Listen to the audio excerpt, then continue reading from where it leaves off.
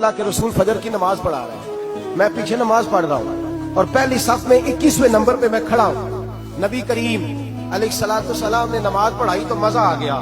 نماز کے بعد حضور نے غلاموں کی طرف رخ پھیرا، ایک کھجوروں کا ٹوکرا آیا، اللہ کے رسول کھجوریں نکال نکال کے تقسیم کرنے لگے۔ 20 صحابہ کو دی تو 21واں نمبر میرا بھی آیا۔ حضرت علی کہتے ہیں میں خواب دیکھ رہا ہوں، خواب میری وچ ماہی آیا تے میں گل وچ پا لئیاں باواں، ڈر دی ماری اکھ بھی نہ کھولا کتے پھر بچھڑ نہ جاواں۔ کہتے میں نے دیکھا حضور نے کھجور اٹھائی، اس کو صاف کیا، مجھے دی۔ فرماتے کچھ کھجور کا مزہ، کچھ دستے مبارک کا مزہ، کمال ہی ہو گئی، اتنا ذائقہ آیا۔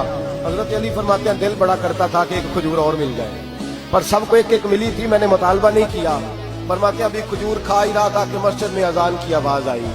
میرے دل سے ہوا نکلی کہ یار کبھی تو ٹھہر جاتا نا، تھوڑی دیر کبھی ٹھہر جاتا نا، ذرا ٹھہر جا مؤذن، میرا دل دہل رہا ہے، تو ذرا ٹھہر جاتا۔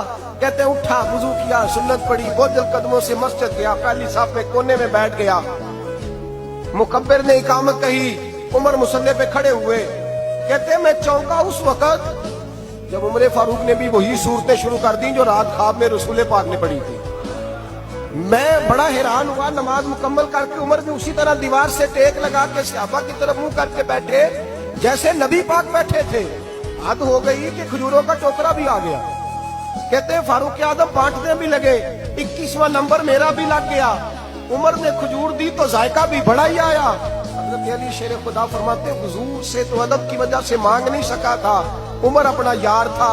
ایک کھجور کھائی تو میں نے کہا عمر یار ایک اور دے دے، تو کہتے ہیں فاروق اعظم نے ٹوکری میں ہاتھ رکھا، کھجور صاف کی، میں سمجھا ملنے لگی ہے۔ عمر نے صاف کر کے اٹھا کے دوسرے صحابی کو دے کے کہنے لگی علی چپ کر یار، اگر رات کو نبی پاک سے دوسری مانگتا تو میں بھی سویرے تجھے دوسری دے دے۔